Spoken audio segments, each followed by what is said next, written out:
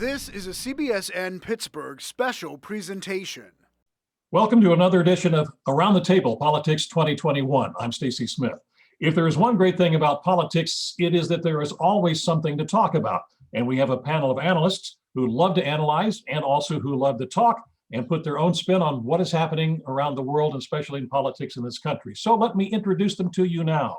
Joining us is former Republican governor of Pennsylvania, Tom Corbett. Mr. Corbett also served as state attorney general and as the U.S. attorney for the Western District of Pennsylvania. He now teaches law at Duquesne University. On the same side of the table is Keith Schmidt. Keith's political background is strong, dating back to the Reagan campaign in 1980. Keith was the state director for former Republican Senator Rick Santorum, and Keith was also an advisor to Santorum's 2012 presidential campaign. Keith has his own consulting firm here in Pittsburgh and has had it for more than a decade. And single-handedly, in an effort to counter for the Democrats, is the great philosopher of Around the Table, Joe Mystic. Joe is a familiar name in Democratic politics around the state. He has had several roles in city government for the city of Pittsburgh and also served as deputy mayor for the city. Joe teaches law at Duquesne University, and you can read his weekly column on politics and life in the Trib.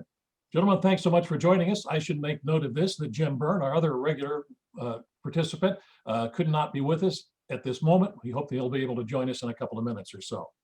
So let's start with this. The big talk, of course, this week was the decision in the Derek Chauvin case that he was found guilty.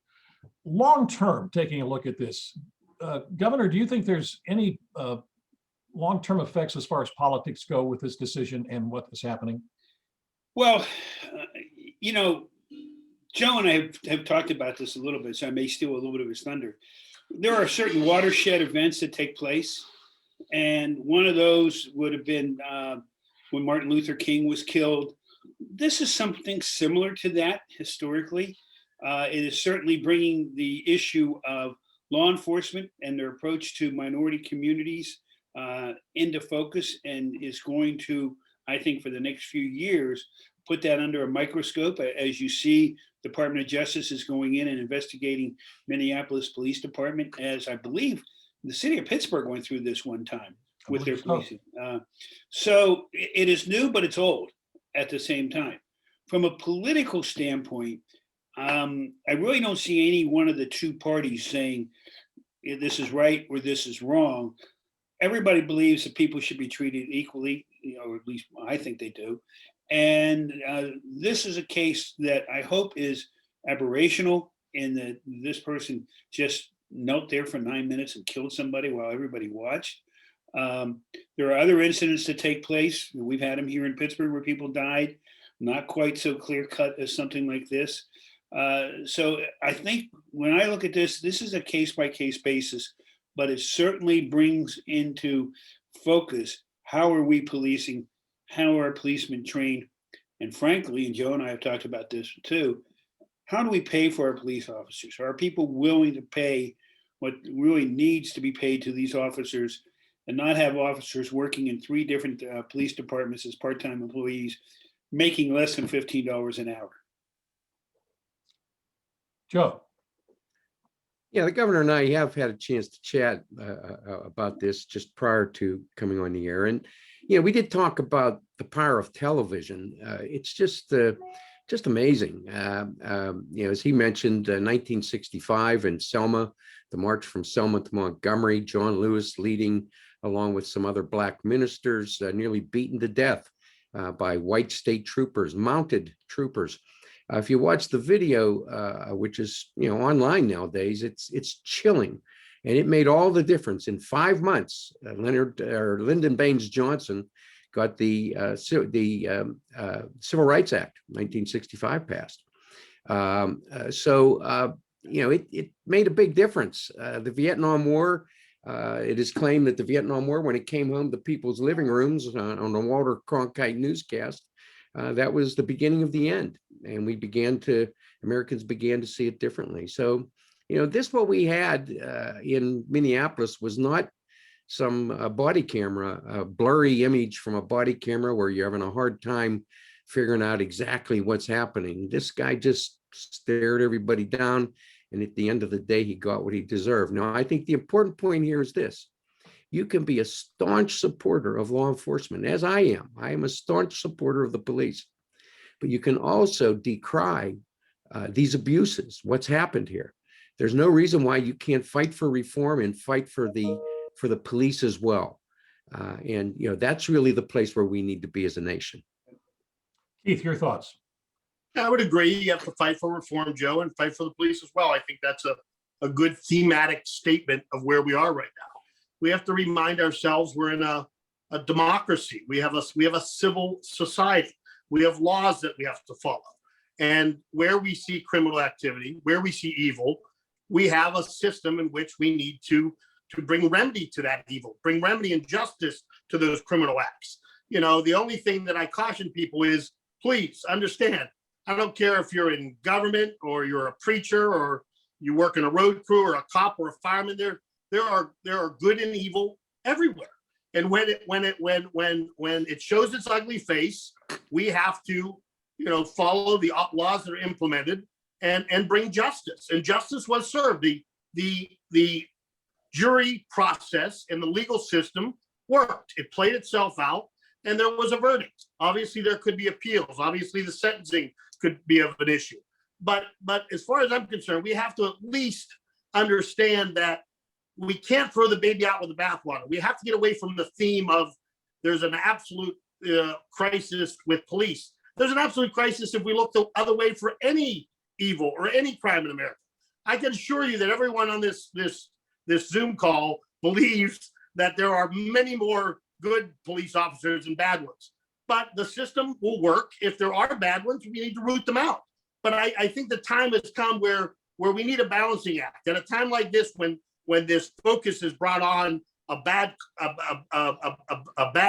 that did something that was over the top, we cannot lose sight of the fact that people get up every day, put on their uniforms, put on their guns, go out there and put themselves in harm's way because they care about America, they care about their communities, and they want to do good. And 99% of the time, they're doing good.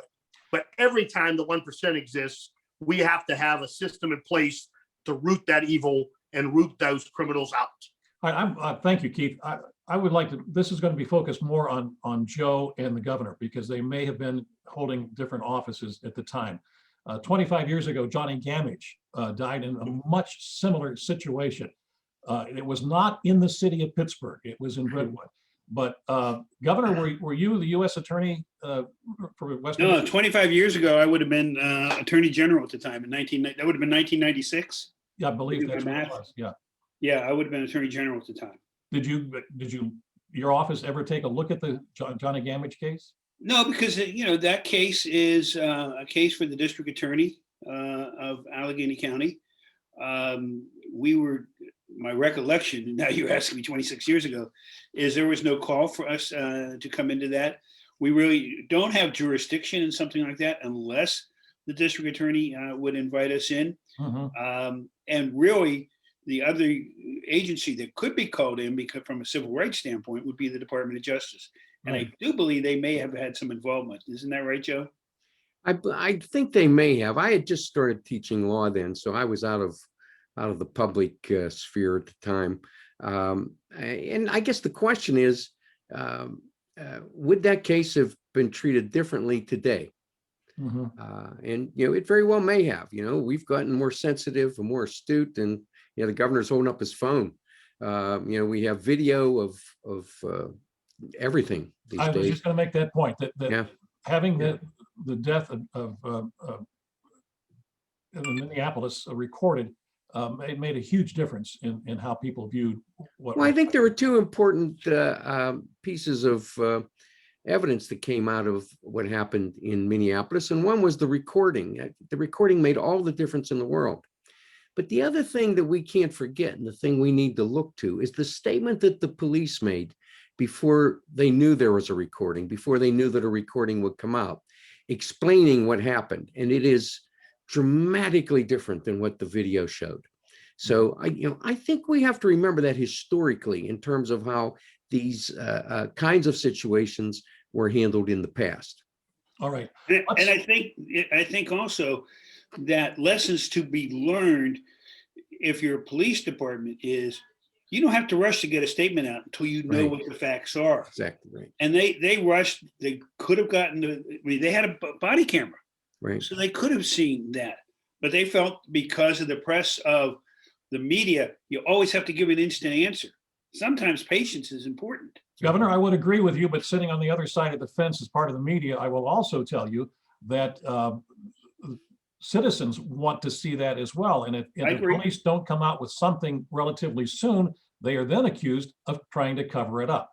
And so it's, you know, But in this case, I think they did things that appear to make it look like they were covering it up because they didn't know the facts themselves. Well, You got to know the facts. Yeah, it's a balance. You have to find that line and you have to hold to that line, but it is a balance. You have to get it out as fast as you can to satisfy the public, but you can't get it out prematurely. all right, let's move on to some political things here, if we can. The President of the United States has now commissioned a group of scholars. He says on both sides of the fence, conservative and liberal and Democrat and Republican, to take a look at whether changes should be made to the United States Supreme Court, i.e. length of term, number of judges, those sorts of things. For also, several Democratic representatives are coming forth with some legislation to try to make those changes. The House Speaker, Nancy Pelosi, has already stated that she doesn't think there'll be time to bring that up this session, which basically means it's not going to be coming up. But gentlemen, Keith, I'll start with your thought about making changes to the United States Supreme Court and this commission. What an exciting topic. Yawn. For the lawyers, it is. Yeah, all right. Yeah. All right, guys. I'll say my piece. You know, I could care less about this because it's an exercise that's going to go nowhere. They're going to answer to their base. They're going to hold hearings. Maybe next term they'll take a vote. It's not going to happen. They're not going to change the terms. They're not going to change the size. They're not going to change anything. Nothing's going to happen. Nothing is going to happen. I mean, the reality is most Americans realize that if a Democratic Congress makes it 13 to get a majority, a future Republican Congress will make it 15 or 17, and then we're off to the races. I mean, it's just, we understand the political realities of it. I think you have to answer your base a little bit. There's you know, the quick move to confirm people under the Trump administration. There's some people angry, some people worked up. The court is clearly leans Republican now, so they want answers to that. But you can't have a legislative remedy to things like this because there'll be a legislative remedy every 2, 4, or 6 years. And the American people will have no appetite for that. And it will be a short-term victory, but it will work against the party that puts this forward. Governor, your thoughts? Well, amazingly, this is not in the Constitution that the number is 9. In fact, the Constitution really doesn't speak to the number. And there is an effort going on around the country. Former attorneys general and U.S. attorneys and governors and so forth, and I'm one, believe maybe it's time to have a constitutional amendment that sets it at 9, so that we don't go through this every time people are upset at the Supreme Court decision. Well, we're going to put other people on. You know, Franklin Roosevelt didn't like the Supreme Court, the way it was stacked or not working in his behalf. He wanted to put more justices on. It didn't survive. Rightfully, it didn't survive. To me, if you put a constitutional amendment in there to say it's 9, that argument will go away for a long time. I will say, I think that there'll be more debate in the long run on the issue of, is this a lifetime appointment to the Supreme Court, which federal judges are lifetime appointments? And is there a point in time that it really shouldn't be a lifetime appointment? All right, Joe. You know, I think we've changed the size of the Supreme Court maybe 16 times since 1776 or so. It's been as few as 5 and as many as 15. So there's no magic in the number. You know, the question is does this number work for us today? I think the governor's correct when he says that the bigger question here may be, should this be a lifetime appointment? The constitutional problem is that federal judges are constitutionally lifetime appointments. However, that doesn't mean they should get to stay on the Supreme Court for the rest of their lives. And so if you were to say that it should not be a lifetime appointment on the Supreme Court, they would drop back down to a circuit or to a district court and remain federal judges. So you can overcome that. So that's one of the models that people are considering. Now, when FDR tried to pack the court, or he was accused of trying to pack the court, that was around 1937. He did not have a court that was friendly to the New Deal and all his initiatives. And so he announced this plan. It created a lot of pushback. And in the end, it did not work, but in the end, it was not necessary, because within a very short time after he announced this plan, two of the judges switched their political persuasion from conservative to liberal and began to support his programs. So, just announcing that you're thinking about it sometimes has the desired effect. It signals to the justices that, this country should be headed in a different direction. And if they pick up on that, it's done its job. Well, the argument could be, shouldn't they be above politics? Who's above politics? Yeah. This country is political. Yeah. Right. Okay. Everything's about Constitution- politics. The Yeah. Constitution is a political document. Right. Well, we're taught that, the courts are not political, but I think you guys just admitted they are. So let's move on to another topic that has come up, and that's legislation's been introduced to make Washington, D.C. a state of the United States of America. Joe, I'm going to start with you. Your thought. I'm for it. What a surprise. That's enough. Yeah, well, my argument is there are a lot of people there, a lot of good Americans there who don't have any representation. They don't have a vote in Congress. That doesn't seem right. Yeah, I think the license plate makes sense. Taxation without representation. So, I think they deserve to be represented as well. I understand the other argument. And the other argument, if we're talking politics, it's just pure politics. Washington, D.C. has more people than a number of our states have.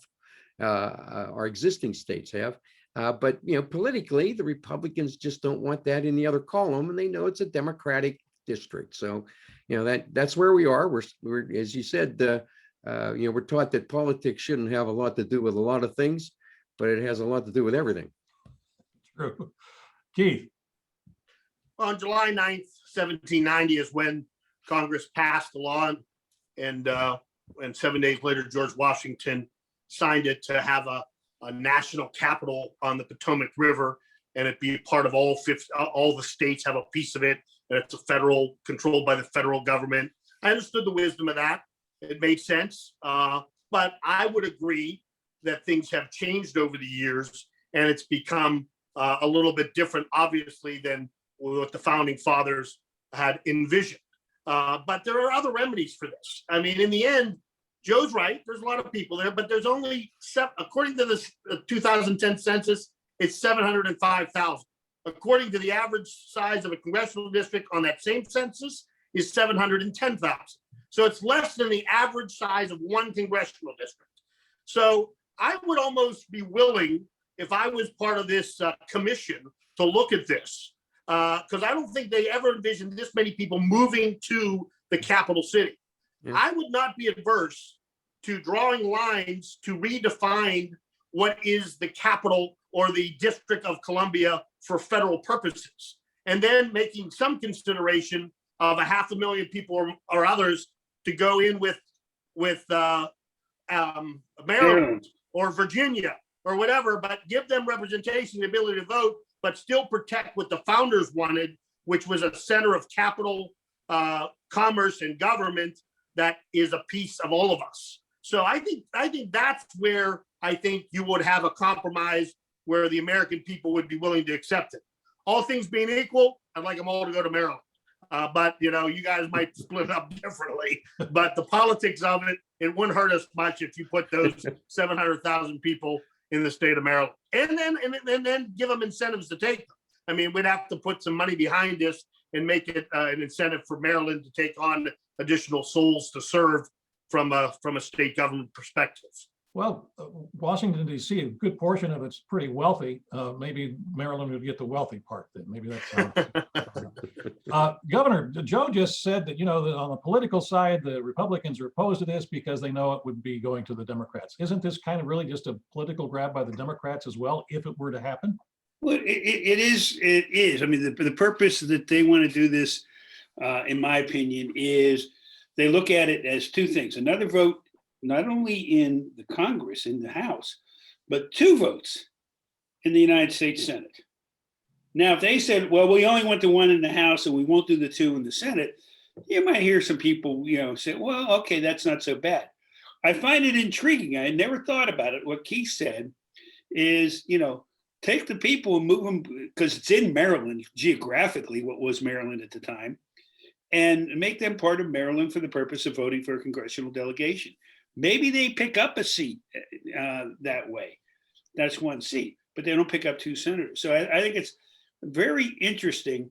It clearly is in a time that we are highly partisan, but almost evenly divided, in my opinion, an effort by certain Democrats to try and get 2 more votes in the Senate, another vote in the House.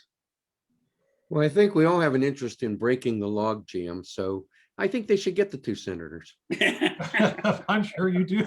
And then I'd have to throw back to you, Joe. I can remember, I don't know the exact quote, but President Obama one time was talking about the fact that it just didn't seem fair that Wyoming has 2 senators and 1 congressional representative for so few people there. And so, I mean. Well, yeah, and I think that's an analog to DC. I mean, we have a lot of examples, both Democrats and Republicans around the country, that, where the 2 senator thing doesn't make a lot of sense, proportionately, but that's the way it's been set up. But it does make sense. The way they set this country up is the House represented the everyday citizens of the individual states, but the Senate was almost like reins on government to a certain extent. Maybe they're not the House of Lords, but I know a lot of people call them the House of Lords. They had a different purpose. If it was today, would we ever have come up with a United States Senate that could oversee everything? I don't think so. And we do have 1 state that does not have an upper house, and that's Nebraska. Right. It's a unicameral state, and it does work. Our founding fathers thought they wrote a pretty good Bill of Rights and Constitution, and I don't know which one of them was quoted as saying it, but they said they fully expect the House to pass everything and the Senate to pass nothing. I mean, that's what they wanted to happen. They wanted to be a total check and balance, and in large measure, that's what's happened. Because there was no trust in government. Correct. Yeah. Well, guess who's going to be joining us now? No. Oh, I was waiting for help to arrive. Yeah, there he is. You did okay on your own. So for our audience here, I'll just reintroduce Jim Byrne. He's the former State Democratic Party chairman, former mayor of Millvale, former county council chairman, a member of the county council, and he practices law in the city of Pittsburgh. Welcome, Jim. Well, I'm not going to bring you in on this topic. I'm going to start a whole new one, and I'm sure you're going to love this one. And that is that President Biden has talked about unifying the country. Donald Trump on the Republican side, I would have to venture to say, I quote it this way, is this any way to unify the GOP? And I'm going to read a statement that he put out on April the 14th.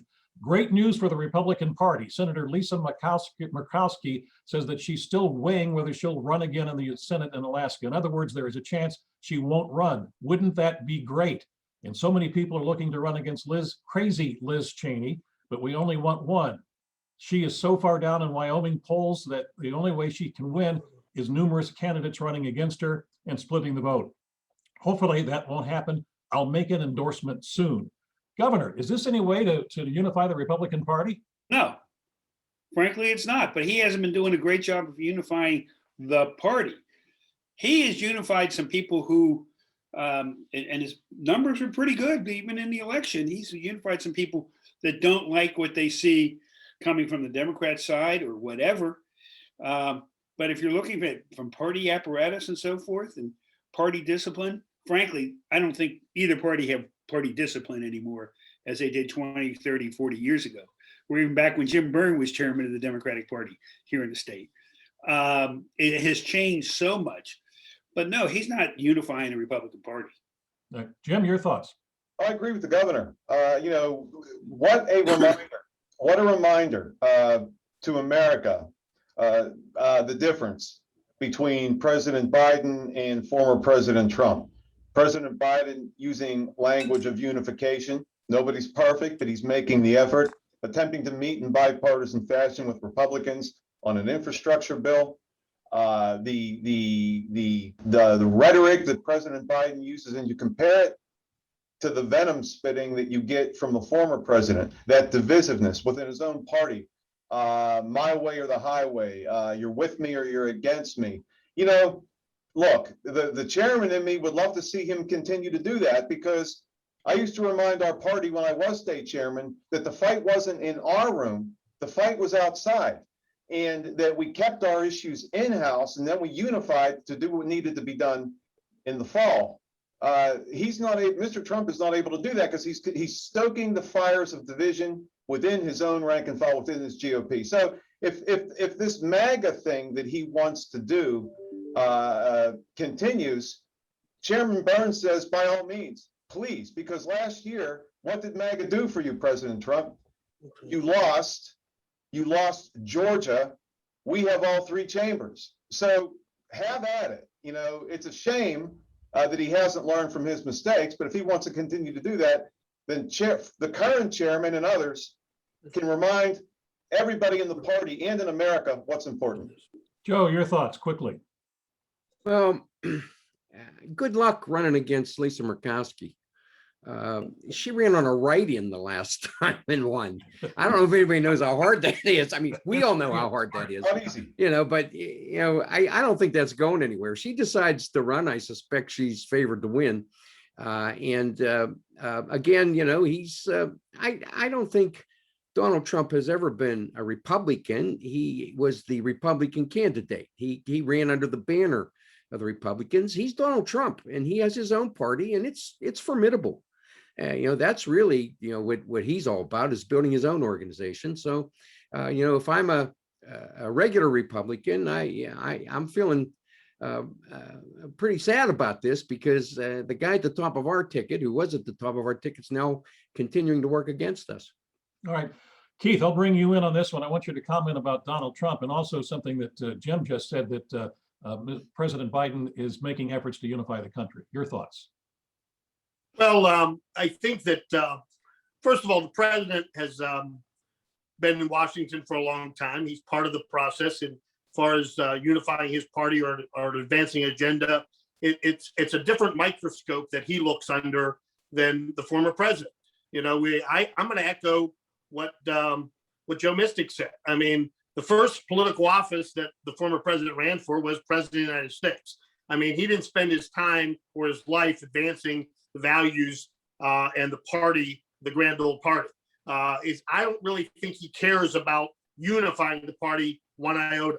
I think he cares about unifying people around his agenda. And I think it is about the Trump party or the Trump movement. And he has no tolerance, and he hasn't had it for as long as since the time he came down that escalator. No tolerance for liberals within the Republican ranks, no tolerance for rhinos, is openly critical of them. And you're going to see that continue. This is not a surprise to me. I think what he's trying to do is build a coalition of the more conservative-minded Republicans and like-minded Democrats, largely in the suburbs of American cities that traditionally were Democrat, and he's bleeding them over to Republican. And he's looking to advance his particular agenda. And he does not, I don't think it is in line with necessarily what the Republican agenda is. And I don't think he cares. All right. I want to move on to a topic here that we don't normally kind of do, but that is the death of somebody, and that would be Walter Mondale, Fritz as he was known. He, of course, was the vice president under Jimmy Carter. He was a United States senator, took over for Minnesota after Hubert Humphrey became elected vice president. He ran for president, was soundly defeated by Ronald Reagan in 1984. But he also was the first one to put a woman on the ticket along with him. So your thoughts about Walter Mondale in politics then, in politics now, and Joe, I'll start with you. You know, what a decent, fine man. Kipling talked about meeting victory and defeat and treating both those imposters the same. Fritz Mondale did that. He lived his life that way. He lived to serve. He was, of course, a member of the Democratic Farmer Labor Party of Minnesota, and most Americans just thought of him as a Democrat along with Hubert Humphrey, but they were a special breed of progressive. And he perhaps reacted at his best even in defeat. I remember the debate with Ronald Reagan, where Reagan said, "I'm not going to hold your youth and inexperience against you." And another candidate would have perhaps been ruffled or responded negatively. All he could do is laugh. And he wrote later on, he says, "I knew then I was probably going down," because that was a pretty great moment. We just, he was a wonderful American. We should all aspire to be as decent and patriotic and as kind as he was. Governor. Well, it's very interesting because if you look at what he has seen during the course of his life, he initially ran for Attorney General of Minnesota, ends up becoming a senator and running for the presidency of the United States in a time that was very different from what we have today. And would have loved to have sat down and asked him what he thinks. How can we fix, which I think we need to fix, what's going on with the divisiveness? Because if you go back in that time, when he was in the Senate, there was divisiveness, but there was a civility to it. There were spectrums to it, but the people were able to accomplish something. Even though, as we said earlier, the Senate wasn't supposed to do anything, they were able to accomplish something. And he was one of the people that kind of led that. I mean, I got to give President Biden credit. He tried to get things done. So did Senator Mondale at that point in time. So for somebody who could be a role model today, it was a great loss for him, for the Democrats. And he was a progressive at that time. No. Do not confuse that progressive nature with the progressiveness of today. I think they're two completely different types of progressive. All right, we only have a couple of minutes left here. So Keith, your thoughts about Walter Mondale? Well, I think his mentor, Hubert Humphrey, and him were so much alike. Two great statesmen from the Midwest, two great Democratic liberals, both honorably served as vice president of the United States. I'm glad he picked Geraldine when he did, Ferrero, in 1984. It was 5 years after Margaret Thatcher has taken over as prime minister in 1979. So the rest of the world was moving quicker, but we were slower to make that move. But he forged that agenda before anyone else, and he should be credited with that. But the last thing I'd have to also say is it's really not fair to look at the numbers in 1984. First of all, you never turn down your nomination for president of the United States. That in of itself is a great honor. But losing 49 states is not really the right story to tell. We were recovering at that time. Ronald Reagan had a wonderful campaign in 1984, Mornings in America. And quite frankly, unfortunately for Walter Mondale, they were still voting for or against Jimmy Carter in 1984. He couldn't distinguish himself from the term that he had been a part of 4 years earlier, which ended with some high inflation, high unemployment, the calamity in Iran, a lot of things that I think he had to wear that might not have been particularly fair. All right, Jim, I'm going to turn it over to you. You have about a minute or so here. And the other thing, of course, I'll add to what Keith was talking about is that Mr. Mondale also said, "Yes, I will be raising your taxes," which probably didn't go over well either. Yeah. Let's look at the spring of 1984. We were in the height of a Cold War. Okay, and I'll hook on to what Keith said and kind of hitch on to that. People remembered Mondale as part of the Carter ticket, and they saw us as soft with the Russians, soft with the Iranians, and they saw Reagan pushing back on the Soviets, and they saw results. People liked that. Now, at the beginning of '84, Reagan's numbers were low, but as Keith said, when he put that campaign together, his numbers started to go up.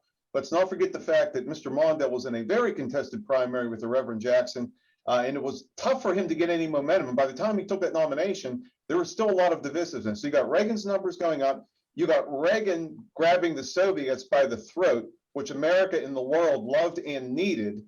Then you had Mr. Mondale saying, "Yes, I'm going to raise your taxes." Then you had Reagan hit him with that knockout comment at the debate. And despite all that, what did Fritz Mondale do? He served with dignity, a fresh face, someone who current politicians need to look at to remember what's important: civility.